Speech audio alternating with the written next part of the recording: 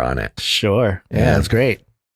Let's see here. One more review. Thank you very much from I See the Lies 69. Subject line says good. Thank you. Good. All right. Good. It's a 5-star review and it goes like this. Pretty good. Help me find Jesus. So thanks. All right. That was beautiful. I like it. Pretty good. Help me find Jesus. So thanks. That's great. Thank you very much. I See the Lies 69. Very good. And I think that is it. I read the one from Scott and Sarah Kober, right? I don't remember. It came in on the 27th and the next Friday was the 28th.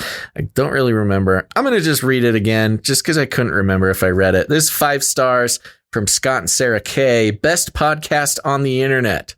Ooh. Oh, yeah. Why would I not read this again? Best podcast on the internet. My wife and I love this podcast. Great information that keeps us up to date on Flippy, politics, and all information about the jab. We recently have become producers of the show. Thanks so much, Gons and Basil, for all you do. Keep up the great work as we keep thinking outside the cage. Scott and Sarah Kober. Thank you very much. All right. There thank you very much. go.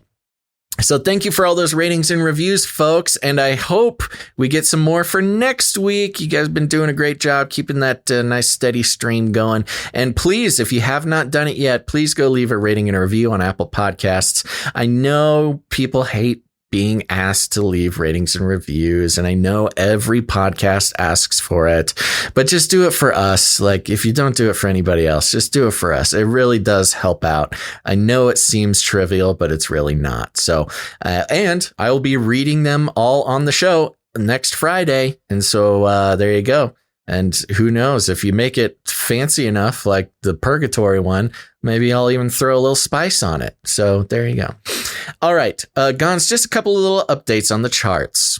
Okay. You know, our producers are responsible for pretty much all of this show. And so it's only right that we keep the producers updated on where we sit on the global charts of all podcasts. And we got a couple good spots here.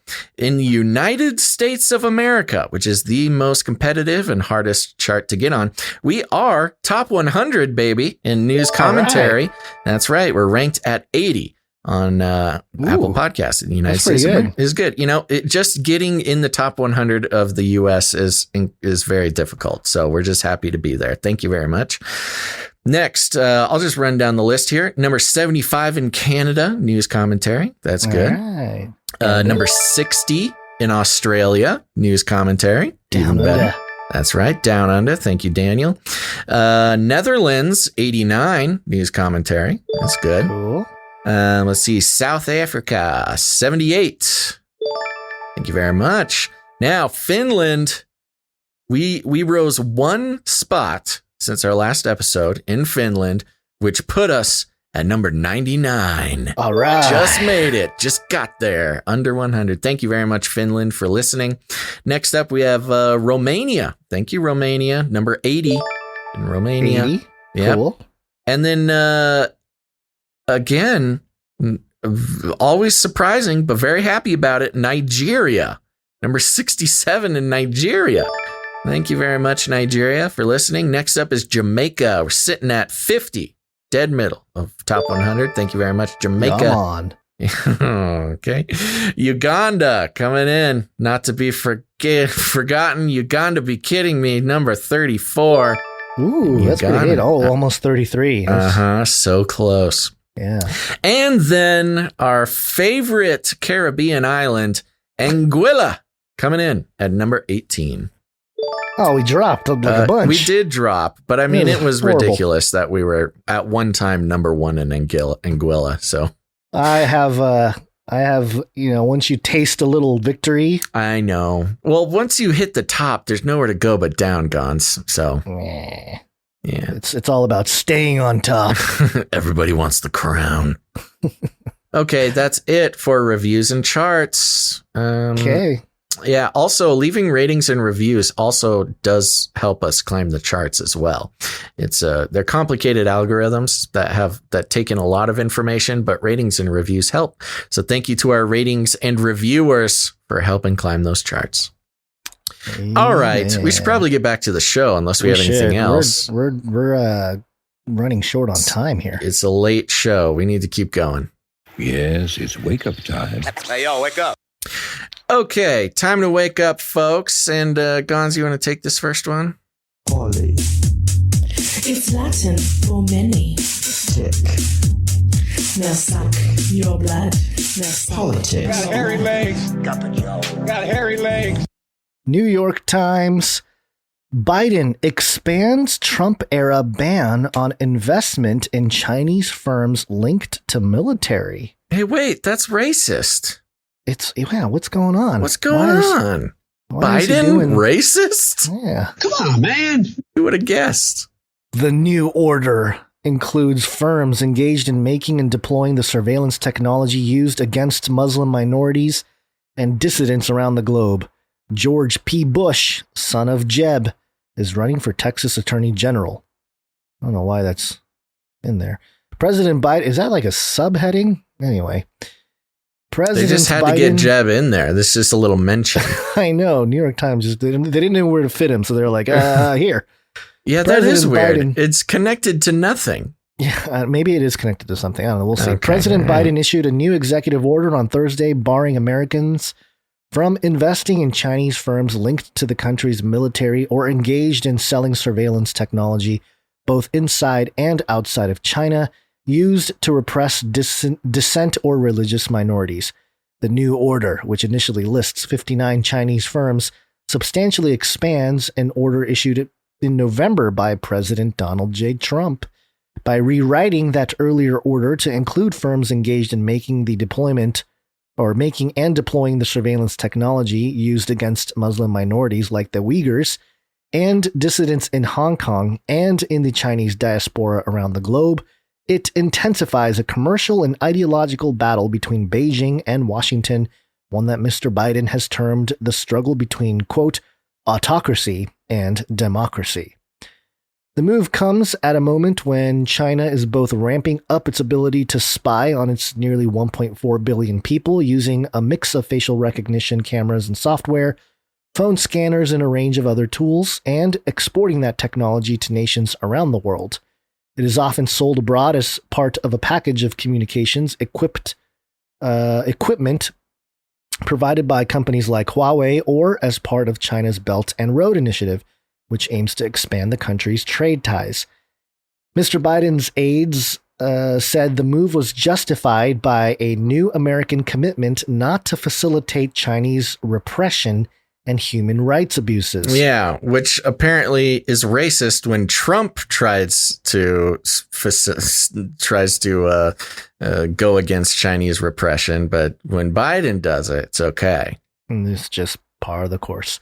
Yeah. But China regularly decries such moves as interference in its domestic affairs, and in the past has sought to retaliate with bans on American companies, leading to fears of broad economic decoupling between the world's two largest economies. And the Chinese will likely argue that the US and other countries use some of these same technologies and techniques to track terrorists and drug lords, or their own citizens. Yeah, seriously. It is unclear how effective Mr. Biden's order will be at stopping the spread of Chinese espionage technology. To make the investment ban truly effective, he would have to convince the European allies, Japan and South Korea, among others, to join the effort. The effort may begin next week. How to handle China is expected to be a major subject when Mr. Biden, not even President Biden. You know, the last art, is this the Wall Street Journal? No, It's the New York Times.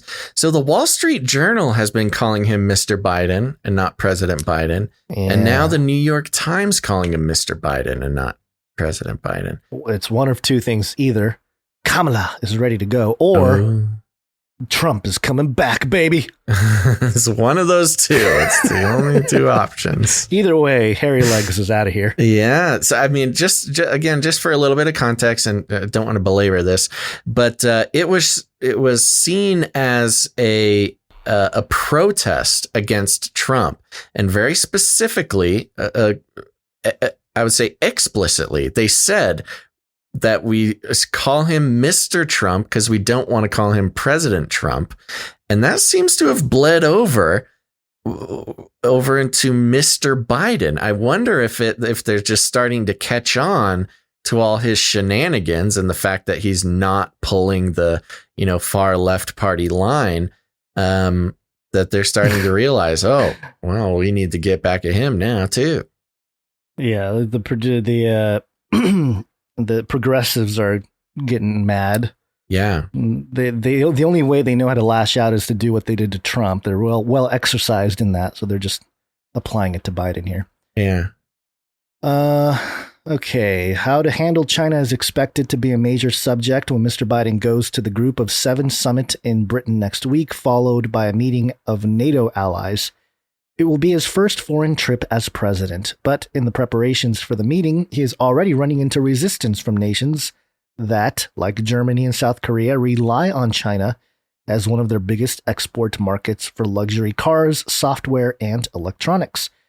As described by senior administration officials on Thursday, the new order will prohibit American companies and companies based in the U.S.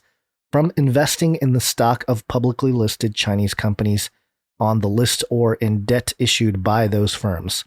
Ban will extend. That's the expansion right there, in debt issued by those firms. Yeah, so you can't even invest in a company who got a loan from China. Mm-hmm. That's really notoriously because the CCP holds control over companies that get loans from China. Yeah. The ban will extend to investing in funds that, in turn, invest in those companies. Those funds will have a year to unwind their investments. And they're really decoupling here from China. Yeah, this is really interesting. The new executive order is another example of a case in which the Biden administration is building on a Trump-era Chinese initiative. Mr. Biden has also kept tariffs on Chinese goods in place as leverage in negotiations. In this case, Biden administration officials say they were acting in part to fix the executive order issued last November, which they say was badly written and has been challenged successfully in American courts because it did not clearly lay out the factual basis for banning investments in Chinese firms linked to the defense industry. Under the new executive order, the list of Chinese firms affected by the ban will be put together by the Treasury Department, which has long experience in issuing sanctions rather than by the Pentagon. I think that's it. Yeah, I'm trying to do some digging on the fly here, but it occurred to me that we have heard he's been called Mr. Biden in articles that are specifically talking about China and his issues with China. And so I'm trying to look and see if there's any connection to, New York Times to China or Chinese, some sort of Chinese ownership or provenance of ownership there. Because it would make sense that in every article with with Biden dealing with China, that they would want to undermine the office by calling him Mr. Biden, not President Biden. I'm sort of just playing around with the theory right now. I'm kind of trying to dig in on ownership, but that would make sense. I guess one other way to test that would be to look for other articles by the New York Times about Biden and see if they call him President Biden there. But I don't know. There we go. It probably depends on the writer too. Like this one was written by who is it? Doesn't even say here. I don't know. Oliver Contreras. Oh no, is that a photo? Maybe that's the photo. Yeah, well, so what is it with George P. Bush, son of Jeb? Why did they throw that in there? That is so weird. He just got a little mention out of nowhere in this New York Times article. Super is he going to get involved in some kind of role in the Chinese situation here, maybe later on? This is like his introduction, a subtle introduction. Well, that makes it suspect. Okay, so you have a couple things about this. You have an article about Biden and China with George P. Bush, son of Jeb, being just inserted in there out of nowhere. So, I don't know. Let's say if this is some sort of pro-China slant, Would the Chinese want George Bush as the Texas attorney